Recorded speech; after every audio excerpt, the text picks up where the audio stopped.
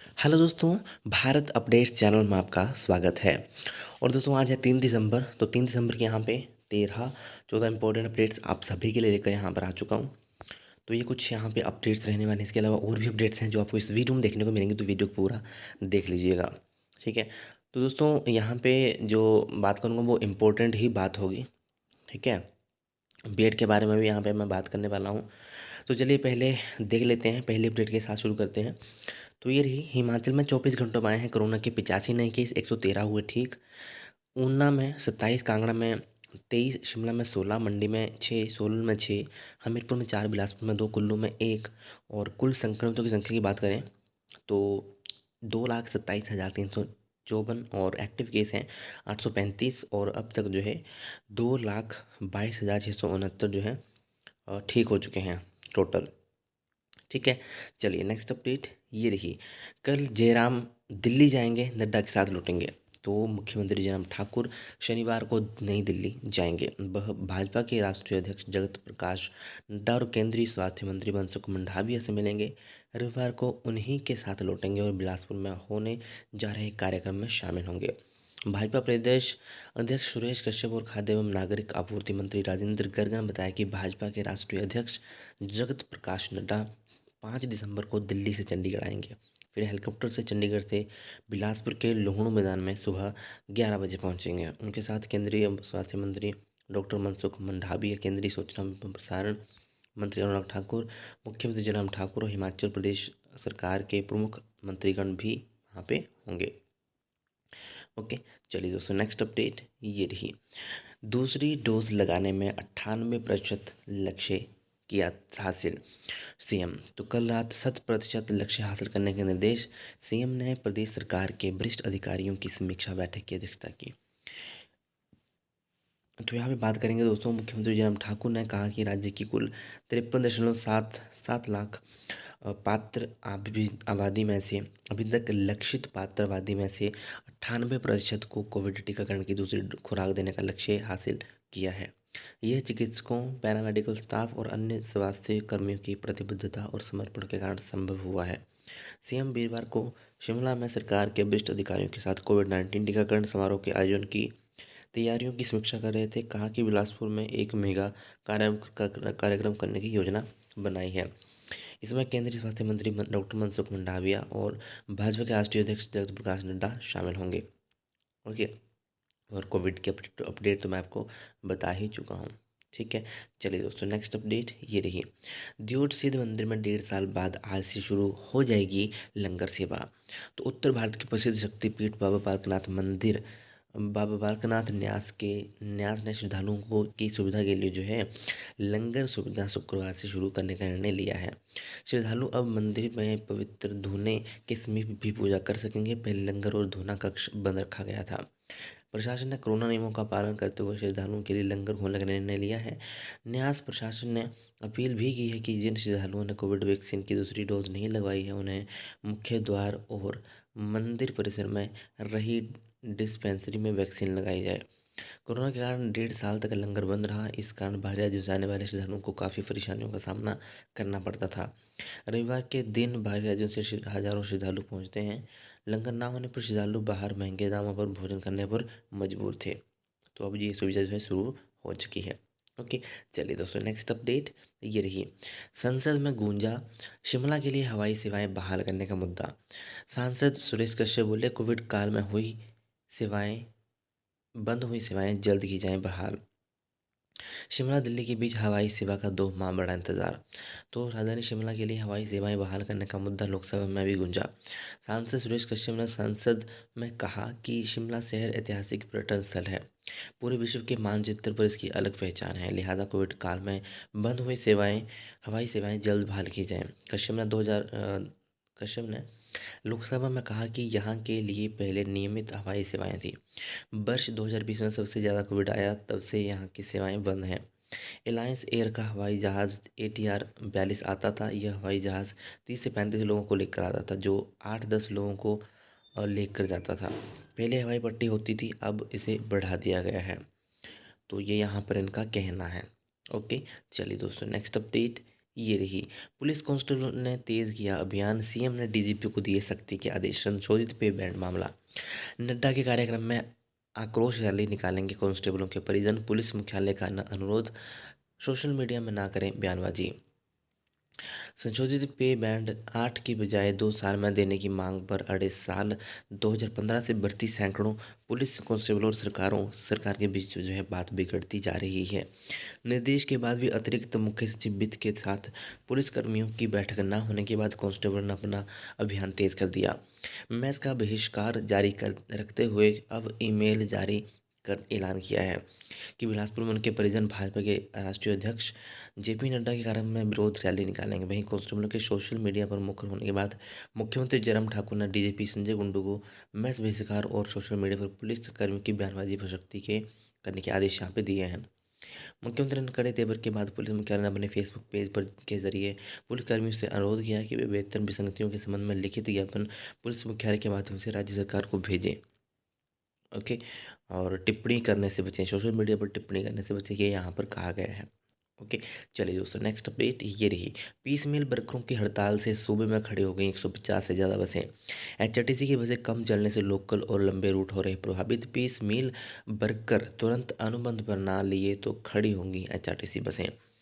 तो प्रदेश भर में निगम पर दिखने लगा पीस मिल वर्करों की हड़ताल का असर। वर्करों की मांग पर हुई वित्त विभाग की बैठक में नहीं निकला ठोस नतीजा। तो ये दोस्तों एक लेटेस्ट अपडेट है।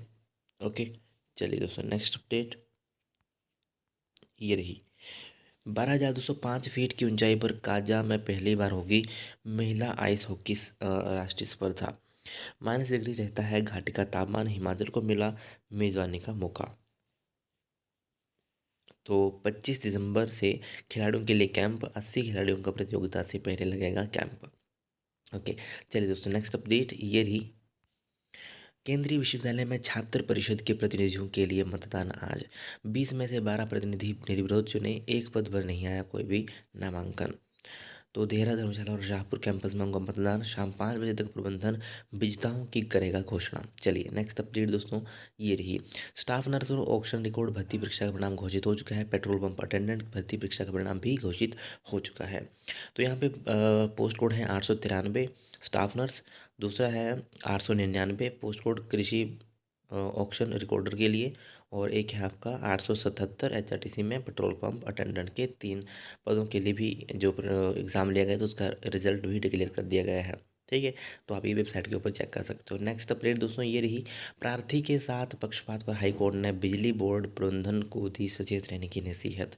निजी प्रतिवादी को उसकी इच्छा की पोस्टिंग देने के इरादे से प्रार्थी को स्थानांतरित करने का मामला। चलिए दोस्तों नेक्स्ट अपडेट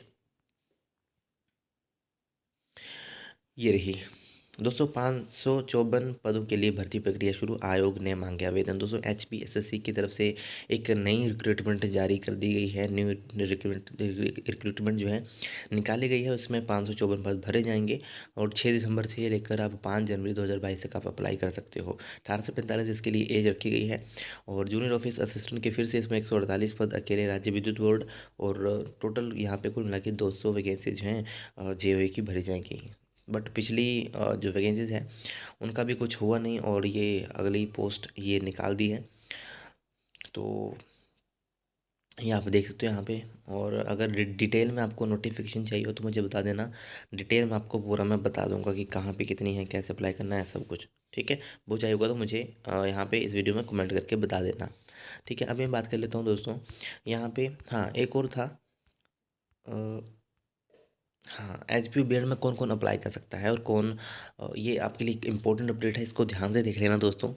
बीएड वालों और बीएड वाले बोल रहे थे कि हमारी लिस्ट कब तक आएगी, तो उनकी लिस्ट आ चुकी है। कल मैंने वीडियो को अपलोड किया है, बट उसका पता क्या है, नोटिफिकेशन नहीं है किसी को भी, तभी उसका पता नहीं चल पा रहा है किसी को भी। वीडियो जो लिस्ट आती है खाली कॉलेज, खाली सीटें, किस कॉलेज में कितनी सीटें खाली बची हुई हैं, तो वो आपको उस वीडियो में पता चल जाएगा। ठीक है, कल वाली तीसरी वीडियो देखना। ठीक है, उसमें मैंने बताया हुआ है कहाँ पे कितनी सीटें खाली हुई हैं। ठीक है, कल वाली 2 दिसंबर की तीसरी वीडियो आप देखना, उसमें आपको पता चल जाएगा। ठीक है, दूसरा कि कौन कौन उसके लिए अप्लाई कर सकता है। तो दोस्तों देखो, जिनको कोई सीट नहीं मिली है वो उसके लिए अप्लाई कर सकते हैं। ठीक है, और अपग्रेड, ठीक है, पहले तो ये होगा कि जिनको कोई भी सीट नहीं मिली है वो उसके लिए अप्लाई कर सकते हैं।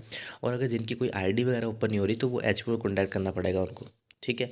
जिनके मार्क्स जनरल कैटेगरी में 53 हैं या 53 से नीचे हैं, 53 से नीचे मार्क्स हैं, ठीक है, ये 53 है, ये 45 से नीचे हैं, तो वो जो है फोर्थ राउंड में अप्लाई कर पाएंगे दोस्तों। ठीक है, यानी कि इसका जो इसके बाद जो राउंड होगा ना उसमें आप अप्लाई कर सकते हो, इसमें आपका अप्लाई नहीं होगा। ठीक है, जिनके भी 45 से कम है या ओबीसी कैटेगरी SC ST में या जनरल कैटेगरी में 53 से नीचे हैं, तो वो अप्लाई नहीं कर पाएंगे। बाकी आप एक बार देख लेना, वैसे ऑप्शन नहीं आएगा आपको। ठीक है, और ये मैंने आपको भी बता दिया। ठीक है दोस्तों, एक अपडेट छूट गई थी यहाँ पे, ये देख लो, उसके बाद मैं बताता हूँ। पुलिस भर्ती के ब्रॉड जंप में अटके युवा, 1271 युवाओं ने आजमाया भाग्य, 797 ने पास की मैदान की बाधा, चालक भर्ती में पहुंचे 25 में से 14 हुए बाहर। तो ये एक लेटेस्ट अपडेट है। अभी मैं बात कर लेता हूँ बीएड की। हाँ, तो यहाँ पे बात कर रहा था कि कौन कौन इसके अप्लाई कर सकता है, तो वो मैंने आपको बता दिया है। और जो दोस्तों अपग्रेड करना चाहते हैं ना, तो अपग्रेड का क्या है कि देखो, जो वेबसाइट है उसके ऊपर तो मना किया हुआ है। ठीक है, मना किया हो कि अगर आपको चेंज या अपग्रेड करना था, शिफ्ट करना था, तो वो आप सेकंड राउंड की काउंसलिंग में कर सकते थे। वो आपको अभी दिखा देता हूँ। ये देखो यहाँ पे ऊपर देखो, सबसे ऊपर नोट में बताया है, ऑप्शन फॉर शिफ्टिंग अपग्रेडिंग और existing confirmed college is given once and only in the second round of BEd counselling. कि ये जो आप शिफ्ट या अपग्रेड करना चाहते हो अपने एग्जिस्टिंग कॉलेज या कन्फर्म कॉलेज को, तो आप एक बार ही कर सकते हो, और वो सेकंड राउंड की काउंसलिंग में आप कर सकते हो। बट दोस्तों, अभी आपकी थर्ड राउंड की काउंसलिंग है, तो इसमें आई थिंक आप अप्लाई नहीं कर पाओगे। ठीक है, और वो भी ये सेकंड राउंड में भी तभी कर पाते अगर आपने यहाँ पे ये ऑप्शन चूज़ किए होते तभी। ठीक है, तो ये कुछ मैंने आपको बताना था कि अभी आप शायद अप्लाई नहीं कर पाओगे जो भी शिफ्ट या अपग्रेड करना चाहते हैं, क्योंकि उन्होंने बोला है कि सेकंड राउंड में अप्लाई कर पाना था आपने, थर्ड में नहीं कर पाओगे। ये ऊपर लिखा है नोट में, ये आपको मिलेगा HPU जो हेल्प डेस्क पोर्टल है ना, उसके ऊपर ये सब कुछ बताया गया है। बट फिर भी आप एक बार HPU जो बीएड है ना, उसके ऊपर आप कॉन्टैक्ट कर लेना, वहाँ से आपको बिल्कुल कन्फर्म हो जाएगा। क्योंकि कई बार यहाँ पे मतलब आधी जानकारी लिखी होती है, कई बार पूरी लिखी होती है। ठीक है, जैसे यहाँ पर पहले लिखा था कि यस करना ही पड़ेगा, अगर जिसको कॉलेज मिल जाएगा, यस, अगर शिफ्ट भी करना है तो यस आपको करना ही पड़ेगा, और बाद में फ़ीस पे करनी पड़ेगी। ठीक है, और बाद में आप चेंज भी कर सकते हो। बट उन्होंने बोला था बाद में कि बिना फीस दिए भी आप जो है इसको बदल सकते हो। ठीक है, तो ये है कि आप एक बार HPU बीएड में भी कॉन्टैक्ट कर लेना, उनसे पता कर लेना कि शिफ्ट या चेंज हमारा हो सकता है या नहीं हो सकता है। यहाँ पे लिखा है उस हिसाब से, तो यहाँ पे सेकंड राउंड के लिए बोला है कि सेकंड राउंड में ही आप अप्लाई कर पाओगे। ठीक है, थर्ड में नहीं। ये देखो सेकंड राउंड में लिखा है ना, एक बार ही अप्लाई कर पाओगे। ठीक है, और तो मुझे कुछ मिला नहीं यहाँ पे, बट यही था कि सेकंड राउंड में आप अप्लाई कर पा रहा था आपने। ठीक है, और एक बार HPU में कॉन्टैक्ट कर लेना। नंबर जो है पिन किया हुआ मैंने टेलीग्राम चैनल के ऊपर, वहाँ से आप देख लेना। ठीक है, वीडियो अगर अच्छी लगे तो लाइक शेयर, चैनल को सब्सक्राइब जरूर करिएगा मेरे लेटेस्ट अपडेट्स के लिए। Thank you.